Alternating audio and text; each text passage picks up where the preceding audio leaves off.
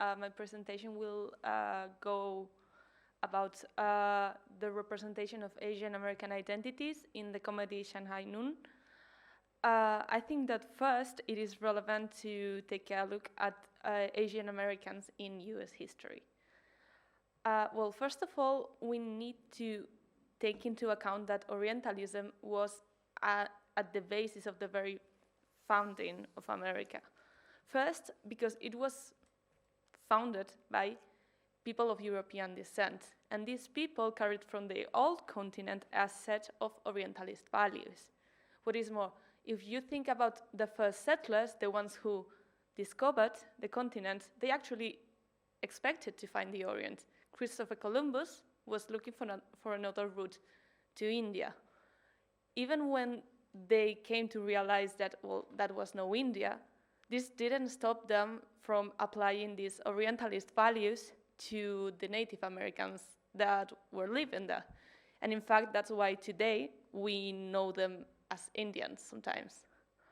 As the country developed and gained independence and strived to mark a difference between America, the US, and Europe as different entities, they didn't drop these Orientalist values that they had inherited from their European ancestors. They kept them and they changed them and applied them to their own ventures. For instance, when America was invading the Philippines, we can see this in almost every instance of American imperialism in the Pacific. We can see this in the discourse surrounding the Iraq War, the economic conflicts with China, and even today, recently, with the conflicts between, well, the Russian invasion of Ukraine and the discourse that the officials have taken regarding Russia.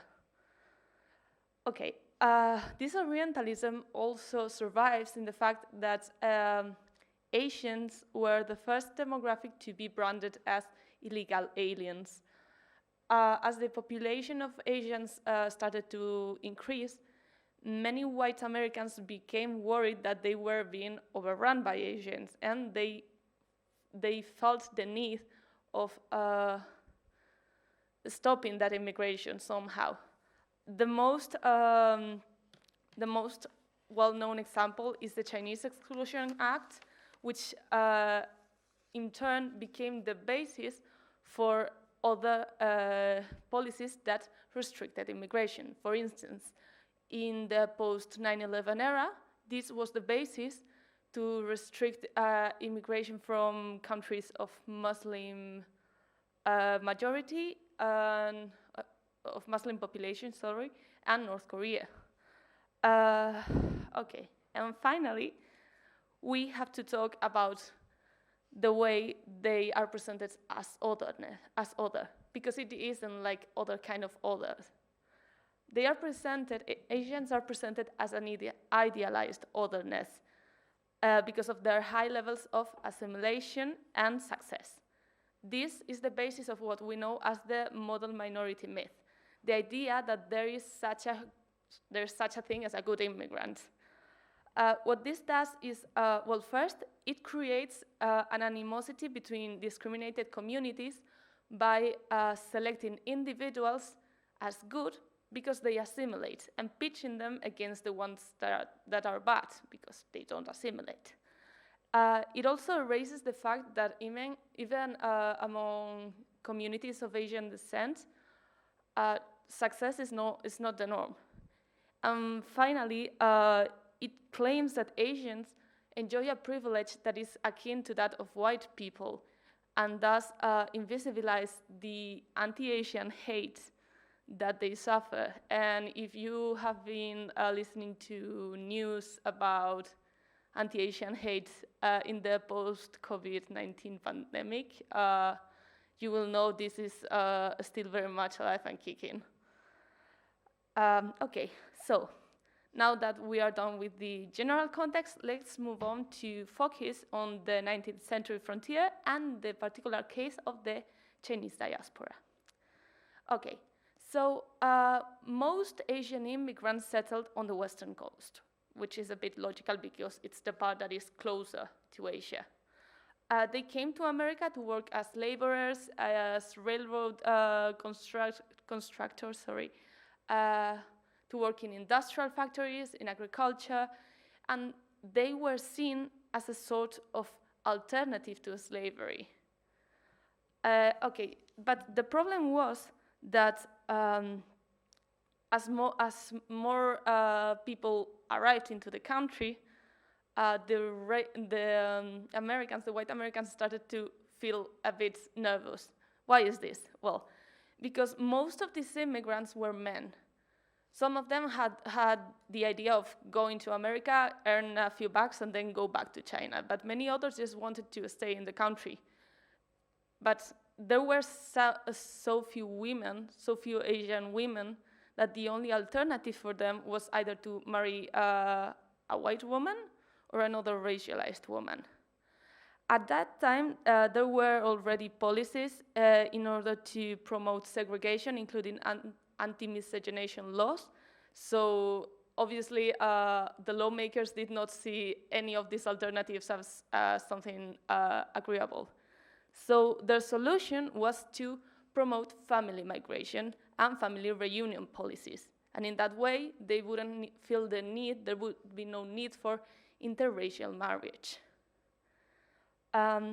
Okay, now, focusing on the case of the Chinese diaspora. The first big wave of migration came in 1849. These Chinese immigrants came from the Guangdong province, what we know as Canton, and they came attracted by reports of the California gold rush. But in the end, most of them ended up in the railroad constructions. This gave railroad companies the idea of recruiting Chinese workers directly from China. And thus, there were subsequent waves of migration. Once the Chinese migrants were in the US, they were helped to find jobs by community networks. There were district associations that supported them in this search for job, like, for instance, the 6 companies. And they also had the Chinatowns, which for them were a safe space where they could establish a greater variety of businesses.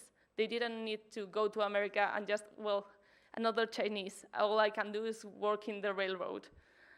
But this does not mean that America was the promised land of the manifest destiny. For once, they brought quite a lot of ethnic conflicts from China among native ethnic Chinese people. And they also had to face the racism of white Americans and their governments. For instance, the Naturalization Act of 1790 prevented any non-white person from becoming a citizen, even if they were born in the US.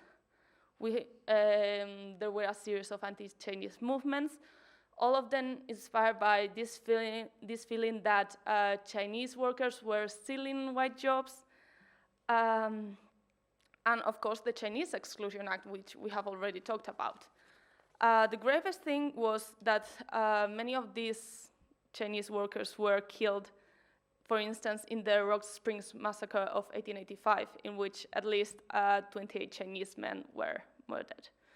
So this was the price of being Chinese in the Wild West. And now, bearing all this in mind, let's move on to the analysis of the movie, Shanghai Noon. Okay, this movie is set in 1881. It tells the story of an imperial guard, Jackie Chan, who has to move to the Wild West in search of a kidnapped princess, Princess Pei Pei. There he meets this cowboy. He's called Roy O'Bannon and is played by Owen Wilson. And he teaches he teaches Jackie Chan's character to be a proper cowboy. Well, in the end, this Chinese man stays in the Wild West and he becomes a marshal. So let's start with the analysis. Well, first, I think it is very clear that the people who created this movie wanted to create a sort of commentary regarding the tradition of the Western. First, because there is a bunch of references to popular items of the genre. For instance, the very title is a reference to Gary Cooper's High Noon. We have the main character, who is called Chong Wong, which is an homophone of John Wayne if it was pronounced with Chinese accent. So I don't want to say it is John Wayne in Chinese, but sort of. We also have the moniker he's given, Shanghai Kid, like Billy the Kid. And we have references to Nathan Van Cleef, who was a famous Western actor, and Wyatt Earp, who was a renowned sheriff. We have the typical scenes of a Western. We have the fight in the saloon, we have the brothel, we have the train robbery, and we have the duel in the middle of the village. What I find most interesting is that the movie actually moves across 5 out of the 7 plot points of the quintessential Western that Frank Gruber points out. So Frank Gruber is a very famous Western writer. So in Chong Wang's story, he first looks for revenge for his uncle's murder. During his search for revenge, he encounters a Sioux tribe, after which he becomes an outlaw. Then he goes to inspect the railroad constructions in order to search for Princess Peipei, and finally he becomes a marshal. But the movie doesn't only comment on the tradition, it doesn't only repeat tropes. It offers a more nuanced vision of non-white identities and experiences, and I think this is where you can see its attempt at changing the genre a bit. We see, for instance, the troubles of a Sioux tribe. We see that they are forced to fight with other tribes because they have been displaced by the white settlers. We see that they have problems communicating with these white settlers and that they are scared of having to accept these white oppressors into their tribes. In the case of Chinese characters, most of the commentary is around the situation they faced in the railroad construction, even recognizing that their state was akin to slavery. Okay, so this is a comedy, right? So we need to talk about humor. And sadly for us, because we are talking about an Asian person in a comedy, we need to know if Orientalism is used to create that humor. So let's take a look. First, well, you will probably be familiar with Edward Said's Orientalism, but just in case, Said describes Orientalism as that collection of dreams, images, vocabularies available to anyone who has tried to talk about what lies east of the dividing line. What Said explains is that due to world power dynamics, due to colonial power dynamics, the West has gained the power to represent the East through processes of othering, uniformization, stereotyping, and vilification. In the case of Asian people, and in particular East Asian, this is embodied in the character of the yellow peril, of which you can see a picture here, eating America.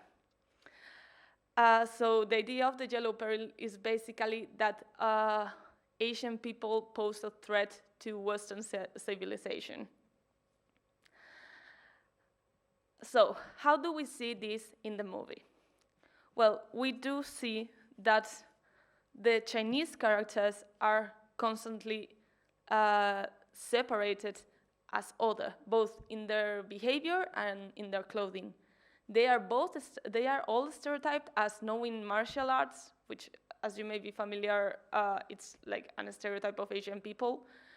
I think it's worth noting here that if it had been only the imperial guards who knew martial arts, this could have been historically accurate because they did receive that kind of training. But we also see the princess practicing martial arts, and that just didn't happen. We see the process of uniformization in the fact that they are constantly mistaken for other minorities, such as Native Americans or Jews. Here you have a quote by, well, this family, which is strange again, because there were a lot of Chinese people in the Wild West. One would think that they knew what a Chinese person would look like, but well. And then it's the process of vilification. The antagonist is a Chinese man that is almost exactly the same as the picture I showed you before, except they have decided to cut his beard. So, as the audience, when we encounter situations in which this Orientalism is used as a device to create humor, we are obviously supposed to laugh. This laughter works to mask the fact that Chinese characters are being ridiculed.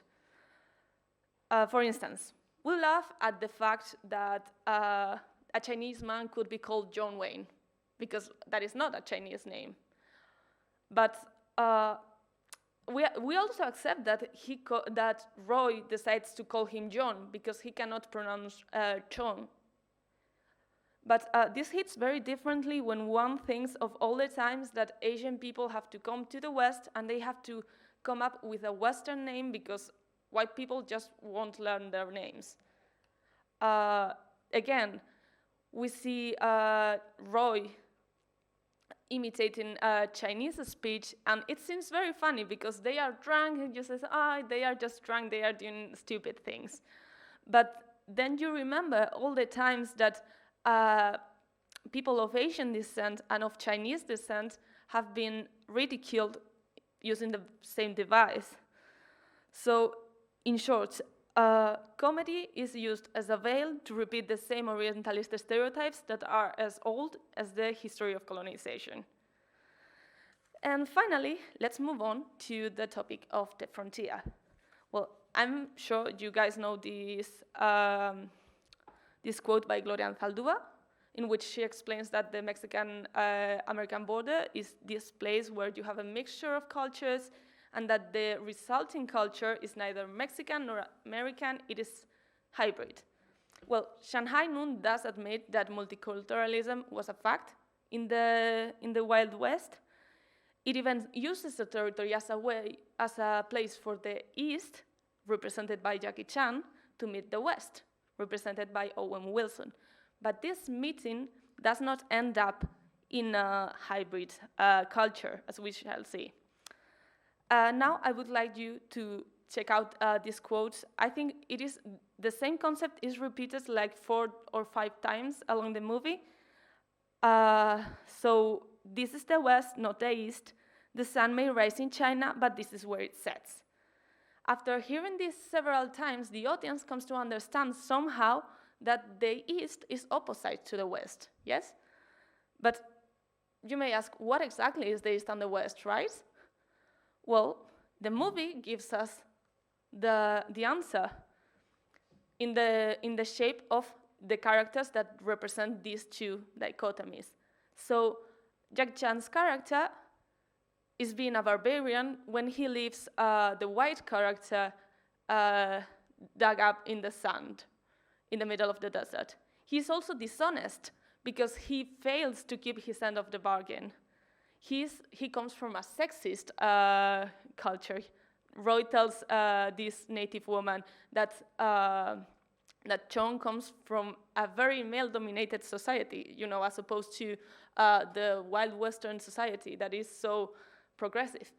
They are presented as slaves to their traditions, again, as if people in the West weren't slaves to their traditions, and a place where class division is very strict and you can never move from one place to the other. So once we have this, and knowing that the West is the opposite of the East, we can tell what the West is as well.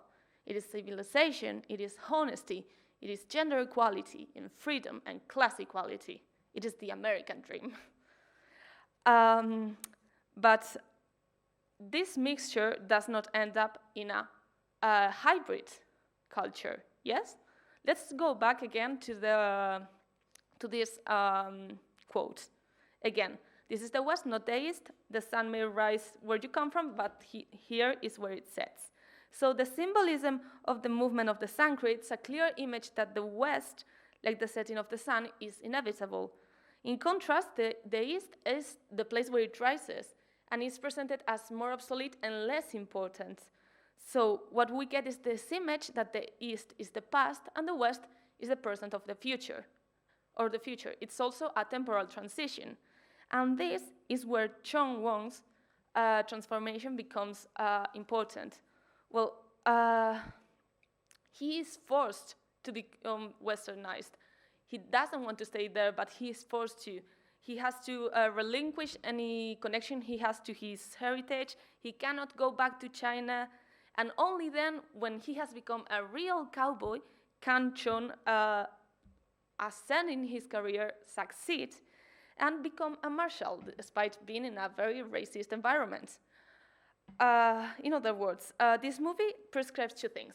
First, that the recipe for struggles or racism is, that the recipe for success in a racist environment is assimilation. In other words, that the model minority myth is a reality. It's not a myth, it works. If you assimilate, you will be successful. Second, that since Chong represents the East, the message the movie conveys is that Westernization is inevitable as the movement of the sun. So the light of civilization will move from the East to the West, and the only way for the East to survive is to adopt the models of the West. And if you are familiar with East Asian history, you will know this is exactly what happened. So now, what conclusions can we reach? Well, that for every innovation, there seems to be a repetition of obsolete tropes of anti-Asian and anti-Chinese hate. So it is an innovative movie because it mixes the genre of the Western, the comedy, the genre of martial arts, but it also relies a lot on Orientalist stereotypes, such as every Chinese person practices Kung Fu. It does represent a variety of cultures in the frontier, but it doesn't make the others feel as part of this frontier. They remain pervasively alien. And finally, it provides a more complex and honest depiction of the Chinese experience in the West, but leaves us with the message that if only they had assimilated, maybe they wouldn't have hurt so much. So since I'm super late, this is my bibliography, and here's a bunch of recommendations of books, comics, movies, YouTube videos that are created by Asian people and Asian American people, in contrast with this movie that was created by a white team. And that's all on my part. Thank you.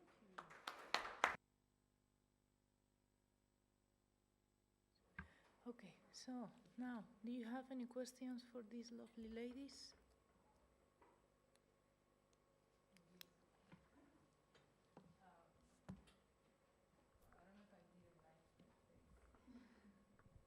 Sorry, for the sake of discussion, thank you for this. I am enlightened. I had never thought about so many of these things. I don't know if this is working, but yeah. Hello? Ah, you have to put it closer. Right. Okay. So yeah, like I said, I hadn't thought about many of these things, and it's been enlightened, so thank you for that. I have actually two questions, but maybe I'll ask you first because it's more recent. And I was thinking, I study queer literature, so I am familiar with this otherness that you were describing. from like whites and racialized people. The same happens in queer literature. And I was wondering how, I was thinking of a novel that I read recently by a Chinese American author, Malinda Lo, and she was talking about this issue as well, the Telegraph Club, that's what it's called. And yeah, so I was thinking, how do Chinese Americans today how have they reacted to this the concept of otherness? Have they rejected it? Have they accepted it? Has this led somehow to an assimilation of this otherness, or? Okay, so it's hard to reach a conclusion because in the end we are always going to fall into generalization. What I have observed is that there are mostly two types of families. There are those who work to remain as Chinese as possible and those who try to assimilate. I think that in general, coming out as queer will be hard in both of them unless they are extremely assimilated. The family may be fine, but they may take the approach of, well, just keep it private, don't tell people, because you have to bear in mind that, especially for instance for Asian men, there has always been this vision that they are more feminine, they are emasculated, and I think there must be a fear around that because it can easily reconduct to that. Like, you're emasculated, you like men. So, yeah, I think that it's still a very tough topic, no less because there is a very heavy, what is happening? There's a very heavy distinction between the public sphere and the what? And the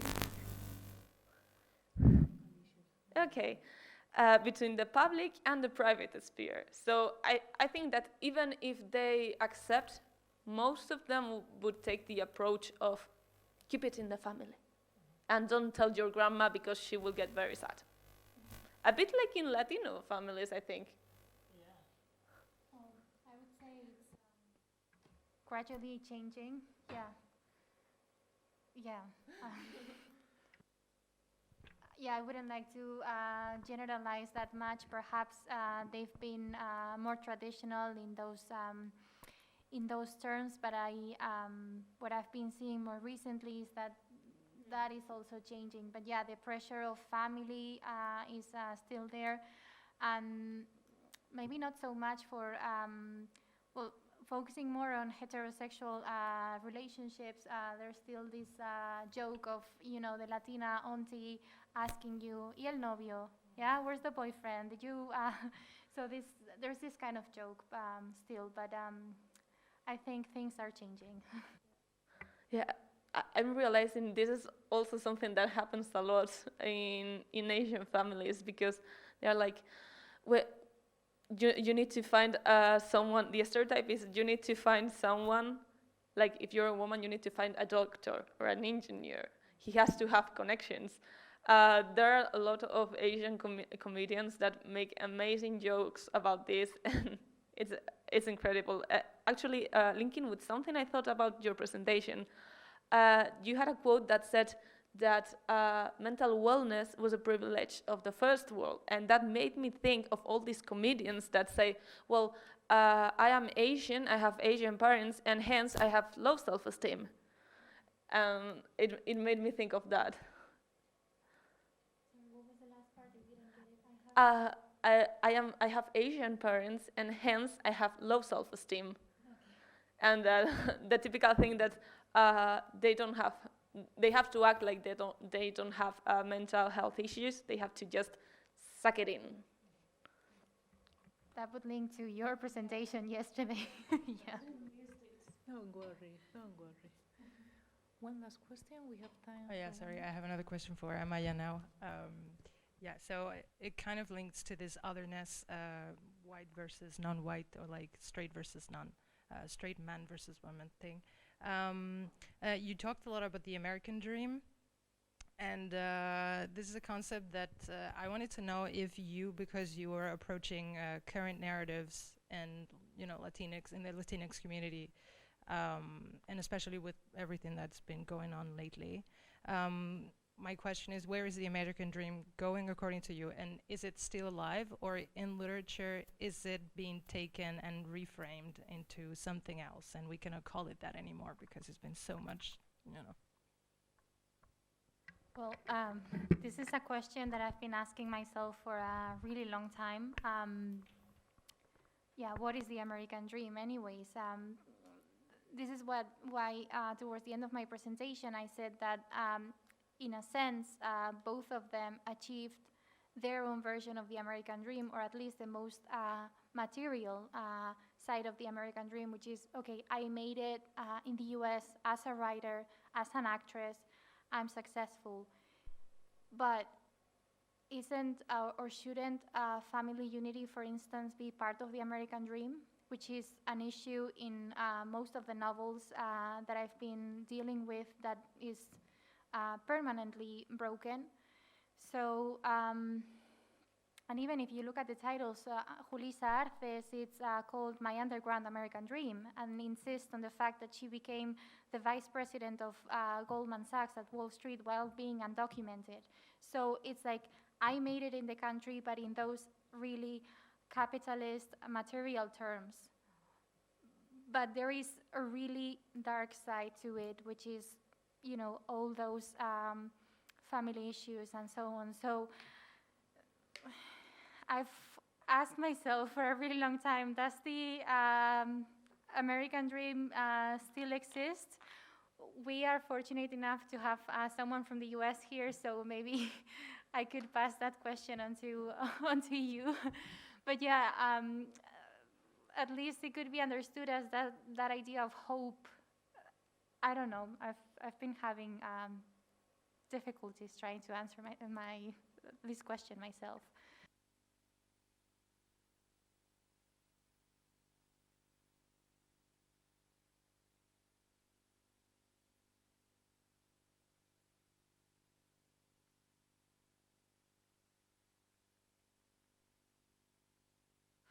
Well, I read it some time ago, the novel, but no, I wouldn't say so. Yeah, no. And in fact, I think, well, at the end of the one of the last slides, it's the young adult version, and it's completely different. No. To be honest, I hadn't paid much attention to that issue, but maybe I should consider it in the future. Yeah.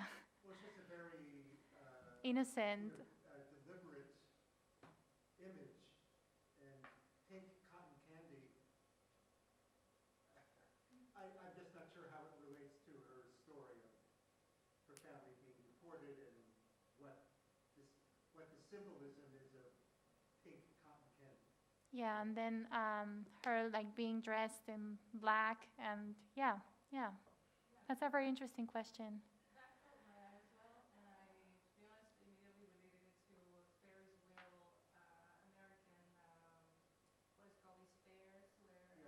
Hmm. Carnivals, and that kind of like symbolizing really all of the lights and all of the music and everything that is surrounding how people see America. And also cotton candy is a very attractive thing to look at when you're eating, and it's nutritionally has no value. So I was relating it to kind of maybe them trying to symbolize this emptiness of something that looks really great, but then Yeah, she's got a smile on her face. So Yeah. But cotton candy is synonymous with junk food. It is the junkiest of foods. But at the same time, it's kind of a treat from your parents, maybe. So yeah, perhaps it could evoke those family memories, or I don't know. But that's a very interesting point. Okay, thank you so much for your presentations, and thank you so much for your attention. This would be the end of this panel. Thank you.